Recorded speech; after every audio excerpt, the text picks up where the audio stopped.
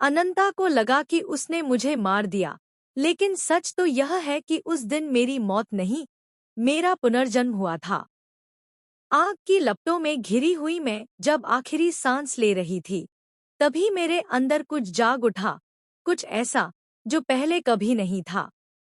उसी पल मुझे एहसास हो गया था कि वह कोई और नहीं, मेरी अपनी बहन है, वही अनंता, जिसके लिए मेरी माँ ने मुझे छोड़ दिया था। उस धोखे ने मेरे अंदर एक ऐसी आग जला दी, जो अब सिर्फ बदले से ही शांत होगी।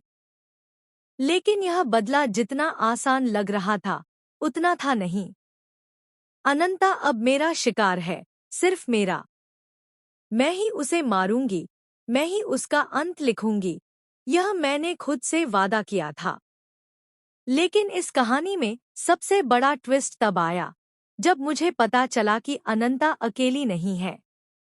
उसके पीछे एक ऐसी शक्ति खड़ी है, जो सिर्फ हमारे परिवार ही नहीं, बल्कि पूरे नागवंश को खत्म करना चाहती है। महाकुंभ में जब हमारा आमना सामना हुआ, तब अनंता को लगा कि उसने मुझे हमेशा के लिए मिटा दिया है। लेकिन मैं जिंदा थी, और पहले से कहीं ज्यादा ताकतवर।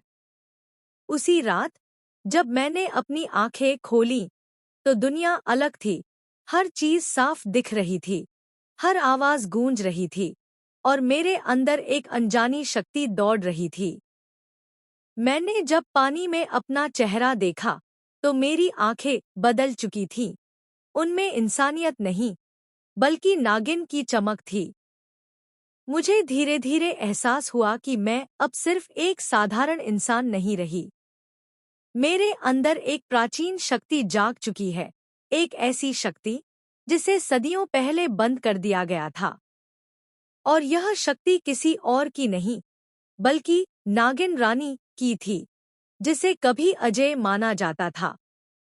अब यह लड़ाई सिर्फ दो बहनों के बीच की नहीं रही, बल्कि यह अच्छाई और अंधेरे के बीच का महायुद्ध बन चुकी है।